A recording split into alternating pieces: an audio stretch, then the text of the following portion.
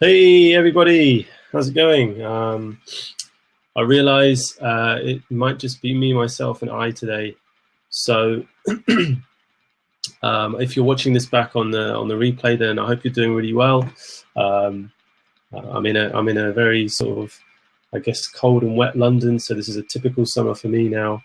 Looking very grey outside and a lot colder today than it has been over the past few weeks. But I hope you're doing well wherever you are, and I hope the sun is shining somewhere anyway. Yeah, let's get into it. I mean, I made a start already.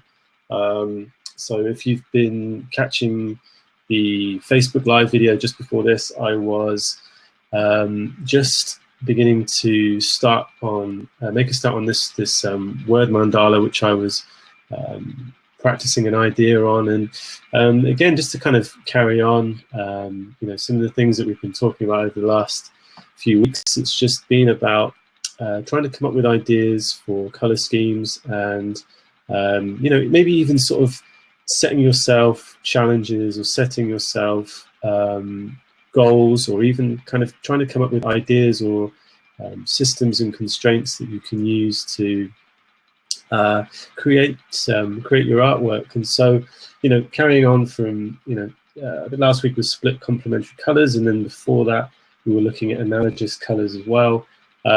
Today, I thought about how sometimes people can be really stuck with, where they want to start with an artwork. And so I thought about, what's one of the most simplest things you can do, and it's really about just using monochromatic colors. And so what is that?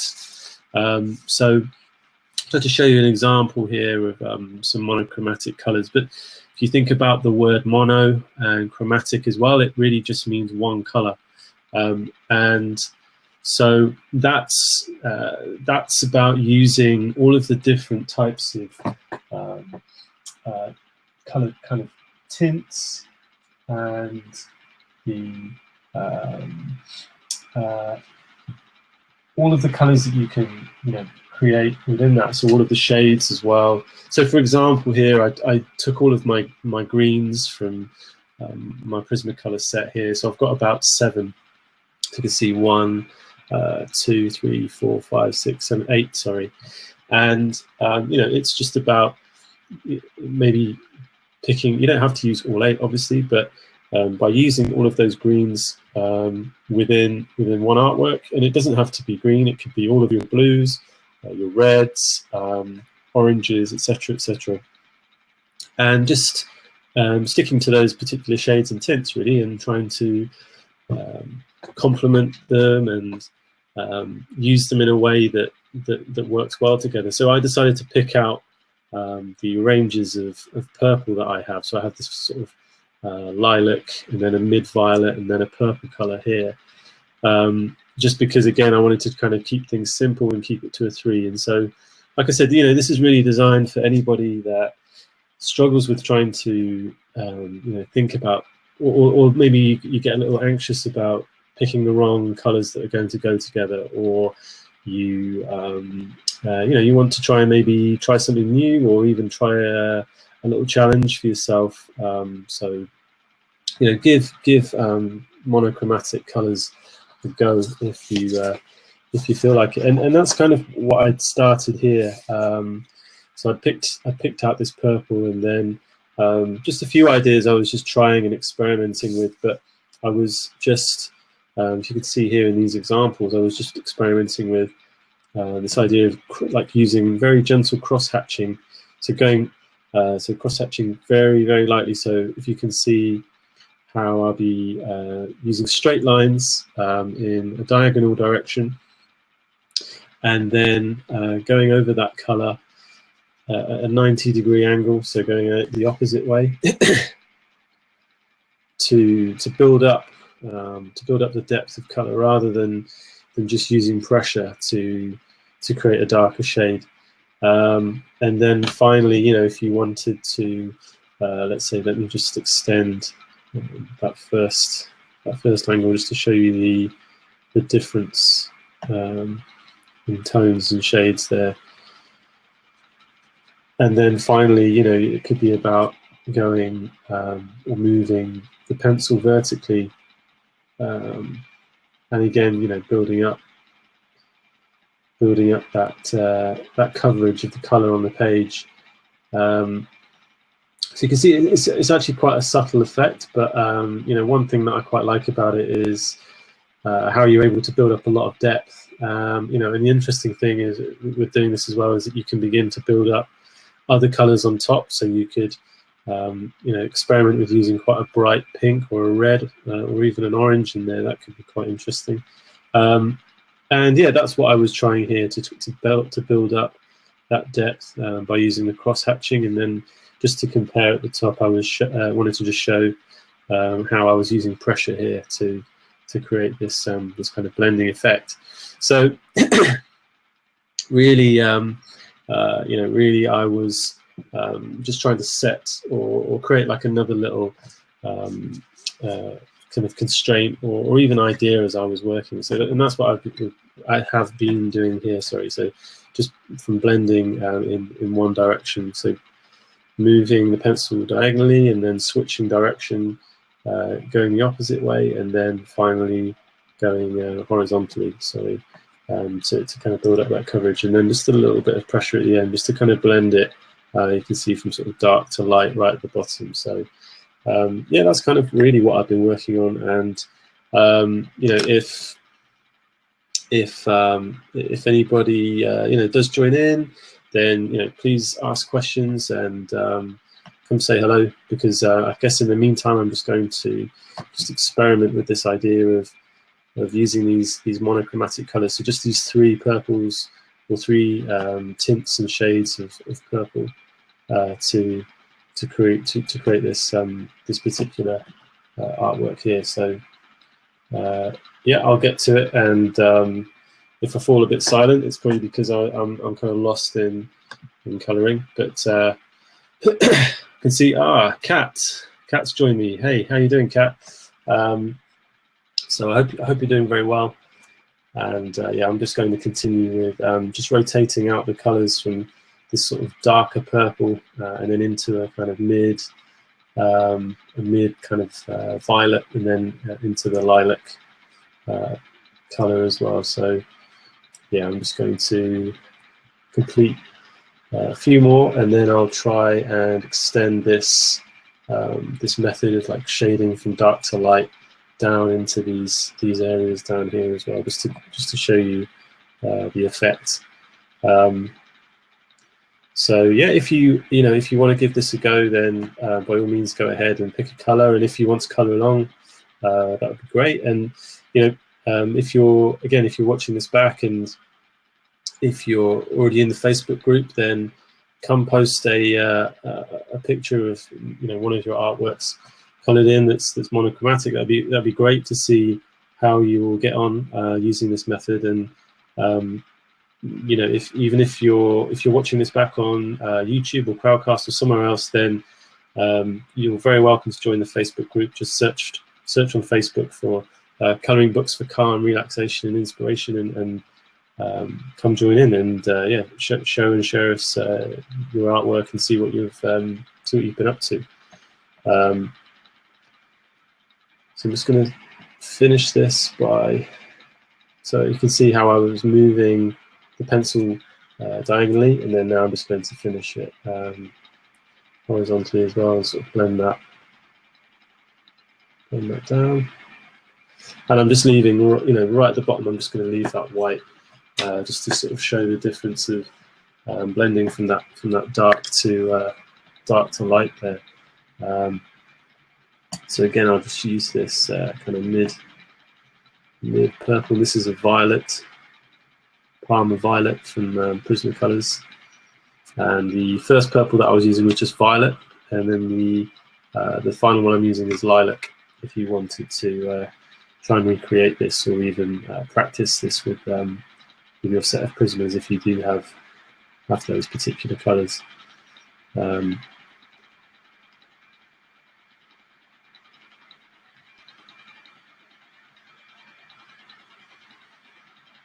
So it was interesting, it was interesting to see in the group how seeing some really amazing artwork in there at the moment, and I wondered about how what the next kind of challenges or the things that people are experimenting with or trying at the moment, or even if there are things that people are wanting to know more about or see or improve upon, then I thought that this is what the videos could kind of help with. If people, or maybe if someone actually wanted to set a challenge, that would be really cool. And not only that, I'm actually, looking for some help at the moment with anyone that's doing a lot of colouring in the group. I'm looking for help with trying to create more videos for the group, really, and trying to create more help for everybody. So if you're watching this back and you feel like it's something that you'd be interested in, you think you'd have a bit of fun doing, it's usually just doing things like this. It's just setting up a little camera, maybe on your phone, or a little digital camera or something like that, and just filming yourself colouring in one of your works. That's about it, really.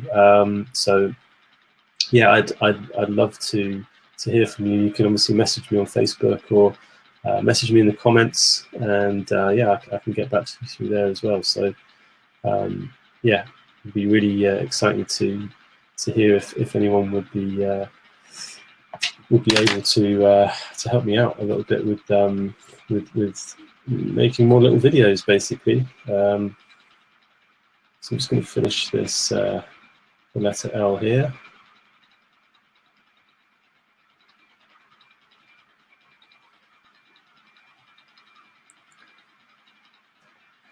And then let's go horizontally.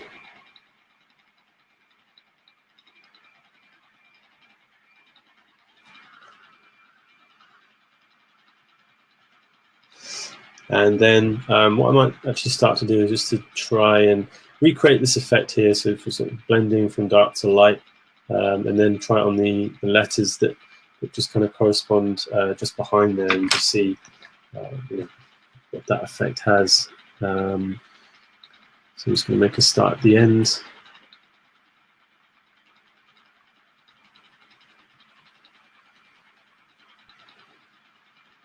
As always, I'm never entirely sure how this is going to work out, so I'm always quite excited to see how some of these experiments are going to work or not. And again, I'll be sure if the images, or even if the sound isn't working so well on here, I'll make sure that I'll post a picture in the group, how things are looking up close with this particular page too. So yeah, hopefully you can get an idea about what it is, or the effect that I'm trying to recreate here.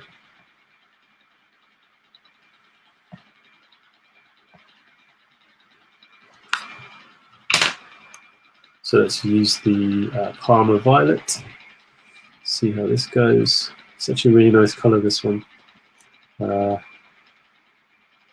have to say I'm a big fan of like purples and blues, a colour that I like to use a lot.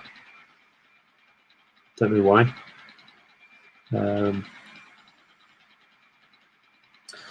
But yeah, I feel like it's a colour that I always kind of get drawn towards anyway when I'm picking things out. Blend this down a bit more.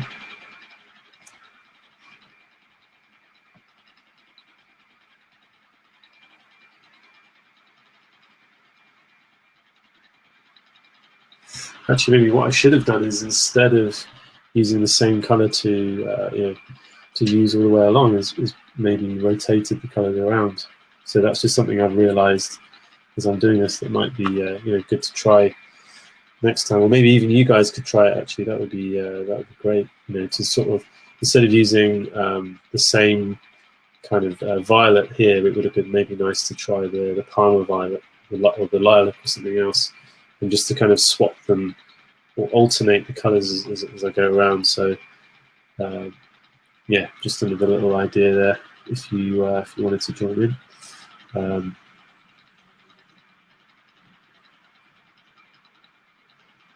So let's get this really soft lilac at the bottom.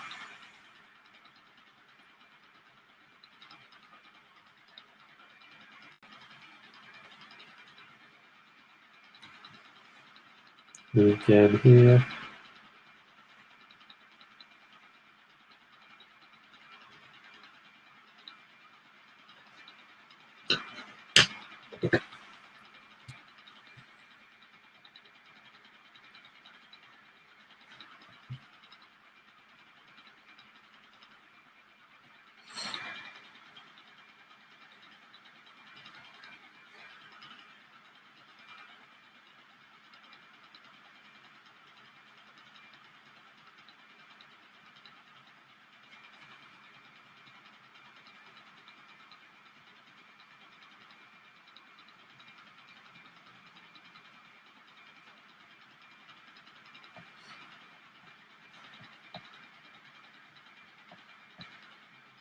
So to match with the horizontal marks and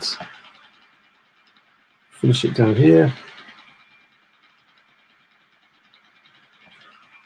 Hey, Madeline's here.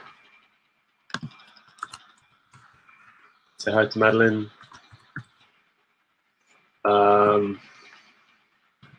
See who else is here? We've got Janet, Kat, and Madeline. So I hope you're all doing really well. Great for you to join me. I thought it was just going to be me, myself, and I today. So yeah, if you guys, let me just recap on what it is that I've been doing so far. Janet, don't worry about it. Don't worry about being late. I really don't mind. I'm really just happy to be happy to have you guys here. It's a lot more fun when there are people around. So yeah, just to kind of recap, something I've been thinking about was how I felt that a lot of people still struggle with making a decision on the type of color scheme, or even trying to come up with how you could combine colors. And so I thought, really, if I took it really back to basics, I was thinking about how you could use monochromatic colors. Madeline just says, I had one heck of a time getting on here today. I'm sorry to hear that, Madeline. I know the feeling, but please don't worry about it. And so yeah, it's about using monochromatic colors, and what I mean by that is for taking both of the words. Madeline says no video or audio. It's cold here, so yeah, I'm just gonna say hi.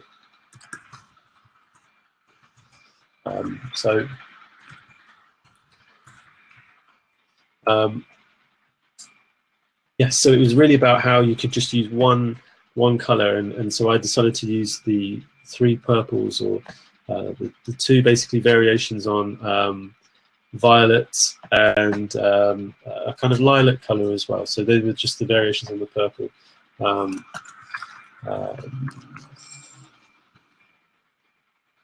And it was really, thinking about how you could even, set yourself a challenge of just using one color for finishing one of your artworks. So you could pick all of the blues that you have and just try to complete one artwork using just one color, and use all of the shades and tints that you might have. And so yeah, I had this example of taking out all of the greens that I had within my Prisma set. I had these 8 greens here, so maybe you could use all of the reds that you have, all of the oranges, all of the greens maybe, and to try and complete your artwork using just one color. And then after that, I was very quickly just showing how I was using a very kind of gentle crosshatch to build up the depth of color from this one angle here, just shading diagonally at 45 degree angle, and then cross-hatching again here the opposite way, so 90 degrees, and then moving the pencil horizontally over the top, so you could create these sort of 3 shades or depth of color there. And that was really it. And this was kind of how I was implementing that onto here. So using that kind of crosshatch shading technique, and yeah, just using the lilac, the Parma violet, and then the violet from my Prisma set. So if you did want to join in and color along, then maybe you want to pick those three. But if not, if you wanted to pick another color from, or just one color from your set, or sets of pencils or pens, then see if you can color just using a monochromatic color scheme, basically. Kat says, "Hey Madeline and Janet," and I think Madeline's just jumped off to try and see if her connection can kind of kickstart again. But I hope everything's okay at that end. And I'm just going to finish up with this eye here.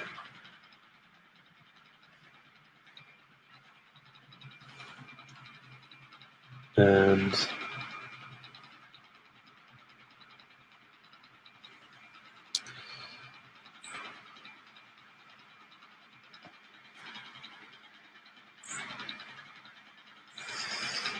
yeah, I hope you guys can hear me okay and you can see the video. I hope it's I hope there isn't an issue at my end with everything, but do let me know if there's any problems. I wasn't able to get any feedback to begin with when I first started, so I wasn't sure if everything that I was doing was okay in terms of the audio and the video.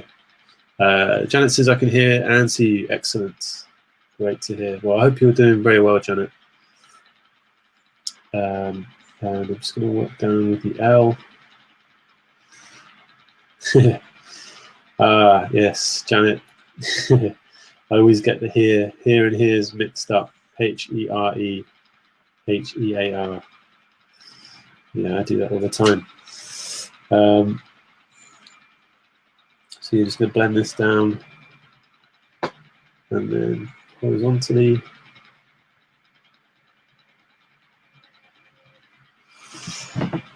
I suppose actually it's interesting because I am, colouring in a book that has all of these sheets underneath. It's actually creating a really kind of almost, it feels very spongy as I'm colouring, and so my feeling is that I can create a very soft and sort of pastel-y effect, and oftentimes I just quite like to colour with just one sheet of paper underneath, and so I feel like I'm able to how can I describe it? I feel like I can actually get a lot more texture by, it almost feels as though the pencil is able to kind of scratch the surface more, whereas on here it feels very sort of diffused. And it might also be the type of paper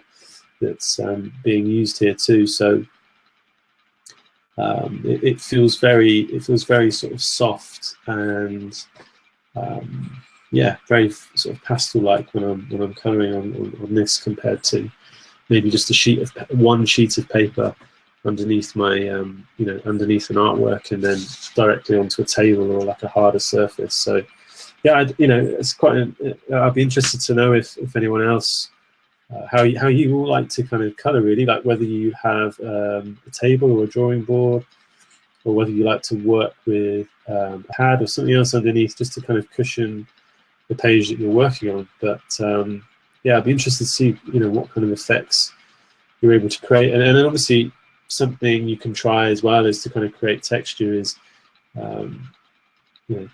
having objects or other types of rougher textures or texturized paper underneath that can help to create a bit more of a pattern on the surface as you're colouring, which is quite interesting. So I don't know if anybody's tried that yet, but maybe that's something we can try down the line as well. So we can start at the top of this.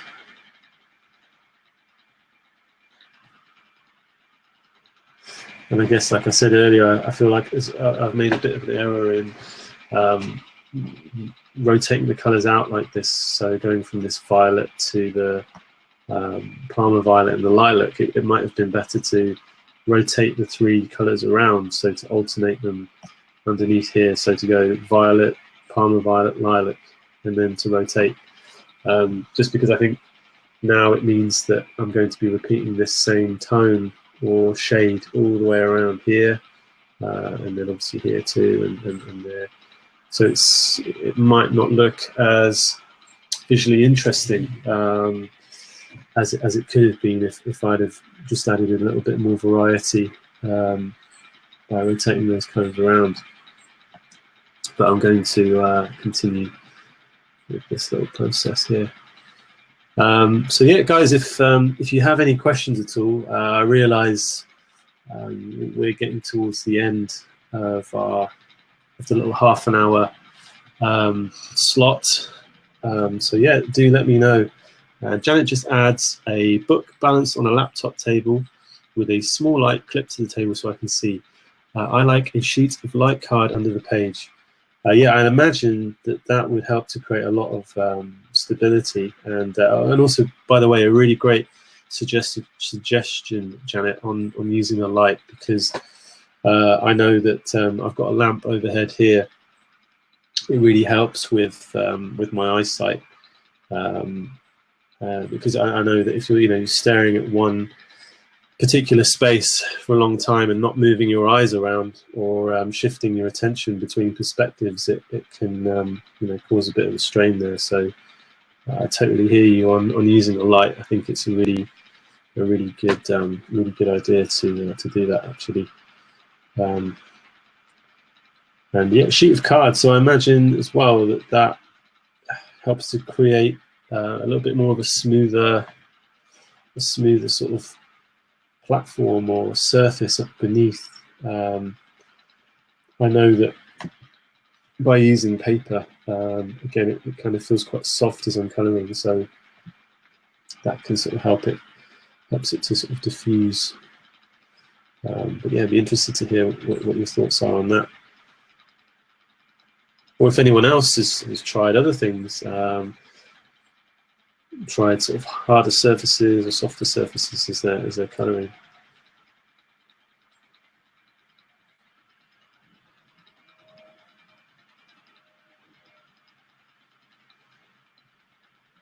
Janet also adds, it also protects the page underneath from getting scored. Yes, absolutely, with indented lines. So you're right. Very good point.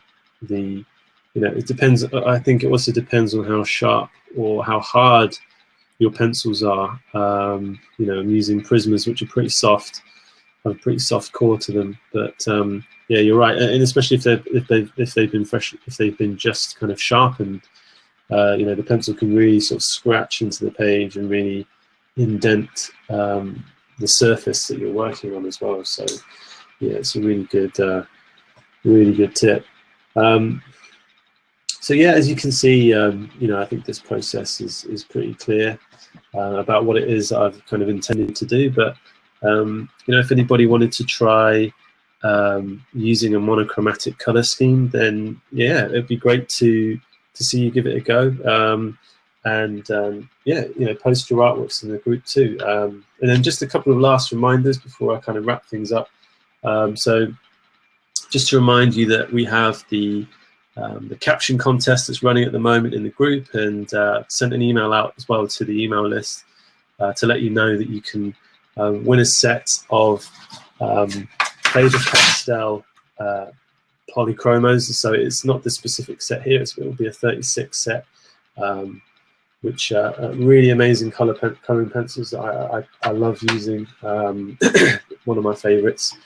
And yeah, all you have to do is just to sign up and enter by leaving a funny caption, and yeah, then just the person with the most votes basically wins the set of 36 polychromos. That's still running for another few weeks, I think. So if you want to sign up, you can find out by clicking on one of the links in the group. And if you want to know where that is, I can send the link to you directly as well. And then finally, obviously, my new book's out, which is Word Mandalas Volume 1. And yeah, you can find it on Amazon still at a little introductory price for everybody. So I hope it's really accessible for everyone. Yeah, that's all from me, and I hope you give the monochromatic color scheme a try, and maybe even using some of the cross-hatching techniques as well. So let me know how you guys get on, and wish you all a great week and a wonderful weekend. And I'll be in touch soon. So take care, guys. See you soon.